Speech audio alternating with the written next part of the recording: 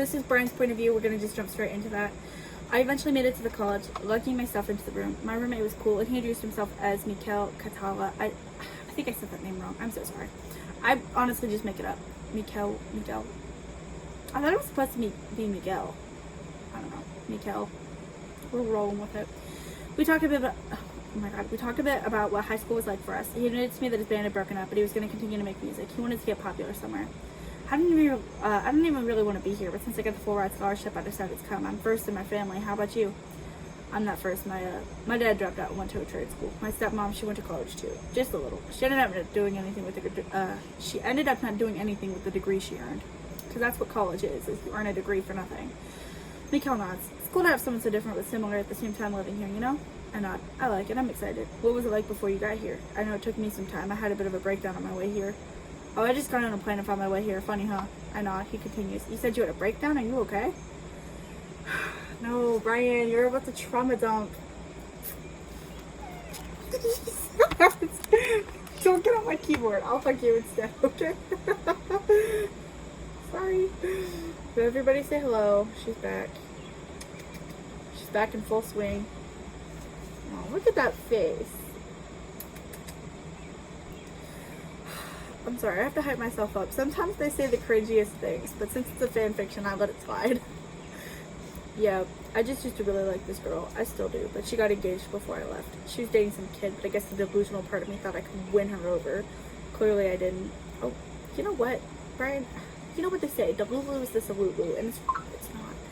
But anyways, Miko was frowning. Damn, that sucks. I'm sorry, bro. It's okay, it's not your fault. I smile. I just wish I would have made her mine. I used to write her letters, and I gave her the notebook full of them to her. That's how I found out she was engaged.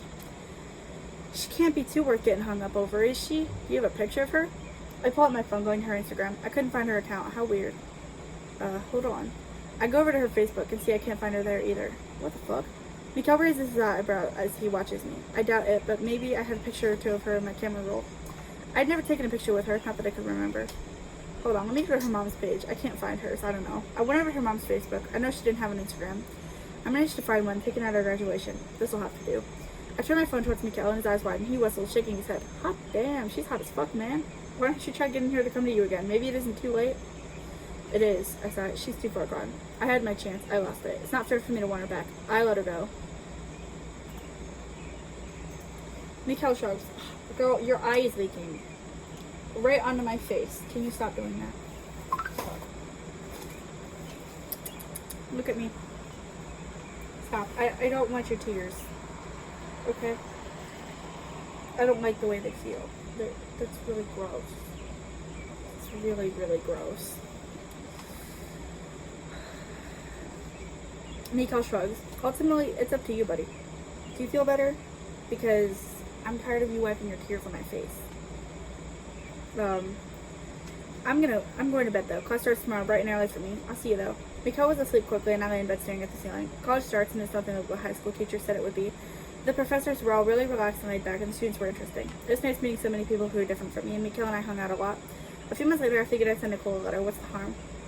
One more letter. I'm sorry. I miss you a lot and wish you could be here. I couldn't send letters to you. I know. I shouldn't send letters to you, I know.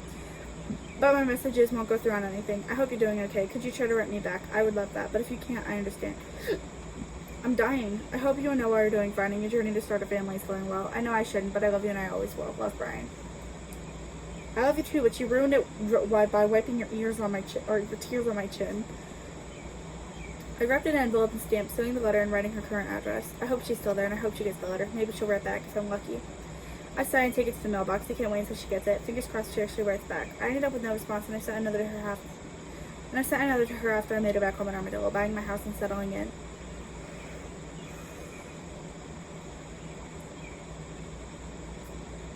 Don't sneeze on me. I was going to give you a kiss. Nicole, I thought I saw you at the store the other day, but I couldn't know if it was you or not. The lady there had long hair down her waist, and it looked just like yours, brown near the roots and fading to black near the middle. I was going to say hi, but I didn't know if it was you. Even if it was, I wouldn't want to put the wrong idea in your kids' minds. I hope you're doing okay. I've missed you these past few years. I hope your kids are okay, too. I'm convinced it was you. I would never forget the way you look. Maybe I didn't come say hi because I was too scared. I remember you had been proposed to the night I left for college. I hope you've got a happy and loving family and that Noah got better. I'm sorry I wasn't fast enough. I know I miss you, and you probably miss me almost as much. Or not, I don't know. I think I've been quite self-centered lately, always dreaming that you'll come back one day, but you won't, especially if that woman in the store was you. I've tried going on a few dates, but I haven't had any feelings for any of the ladies I've met. Nothing against them, I'm just stuck on you. I will forever love you, and I hope you will forgive me and understand that my heart aches for you. I will love you always, Bryan Reed. I seal it up and leave it in my mailbox, making sure she'll see the return address. A day or two passes and I got a letter from her address. I open it excitedly and begin reading. Bryan, that letter you wrote could be beautiful if she was single. I'm sorry to break your heart, not actually, but we've been married for 7 years, almost 8. I don't know, nor do I care to. She's not coming back. You got that part right. Listen and read if you want to be fancy. I don't care. If I find out you're trying to contact her ever again, I will come to your house and take you out myself. Oh my god, stop typing! She's happily married and doesn't need a man harassing her. Goodbye for good, crying Bryan. Noah. Are you okay? I feel like you took the hard way down. I stared at the letter feeling anger. He shouldn't be allowed to intercept her mail. She should have received my letters. I'd never win it. I had to move on, and I did. Try to, at least. So, what do you do for a living? Hannah was asking, twirling her spaghetti around on the fork. She and I had matched a few weeks ago. I'm a lawyer. I answered absent-mindedly. Oh, that wasn't his voice. Oh well. I'm just not interested. I don't think she is either, but she continues trying. I feel sorry for her. Ooh, you're a handsome one at that. Which branch? Family and criminal defense. Oh, I could never defend someone who committed a crime. Girl, I could. Certain crimes. I have limits. I try not to roll my eyes. How many times am I going to have to explain? It's not just any criminals. I sigh. I do people who were framed and those who had good reason. Like stealing bread for your poor family. Should you be locked up for days for that? If so, who would feed your starving family while you were gone? Hannah looks at me, her eyes wide. I guess I never thought about that. You have a good point. You're doing a good job. Thank you for that. After a moment. But what about rape? I don't do rape cases. I refuse, whether they're guilty or not. What if I say yes because they say they're innocent, but then they later confide that they're guilty? There's no excuse for it, and they all deserve to be locked away for good, especially when it's a matter of a child victim. Hannah nods, looking down at her plate. Actually, they all deserve to be shot, but that's just my opinion. Sorry. The justice system does no justice, in my opinion, for that. Also, like, thou shalt not kill and all, so that's kind of why they let the rapists just get locked up. But I don't know. I'm pretty sure I saw this case where this girl killed her rapist and got like years in prison. More years than what he would have gotten for raping her. So it's like, really? I think that she was justified. Like, she should have been allowed to kill him and walk free, because how do you justify that? Like, yeah, she took a life and all, but like, didn't he take away a life as well? Because, I don't know, I feel like until you start healing and moving on from it, that person is a whole other person. It's almost like their whole life has been changed. Their brain chemistry is literally altered. So yeah, she should have killed him, and she should have been walking free. He should have died. They should just shoot rapists anyways when they're locked up. As long as it's confirmed. Like, when it's confirmed and they still are just like, oh, 15 years in prison. No, that should be a shot in the back of the head. Public execution. I don't care. Lock me up. I don't care. Hannah nods, looking down at her plate. I'm sorry. You're doing a good job, Bryan. You're a good man. I wish I could be like you. Just then I hear one of the most familiar laughs to me. I freeze and she starts talking. Nikki, no, we do not do that. Noah, could you help me a little? Why? I do everything for you. The least you could do is care for the kids. Noah sighs and returns to see him wiping a little girl's face. She's about 4. The one beside Nicole looks a little older, maybe 6 or 7. My heart drops. The letter he wrote was true.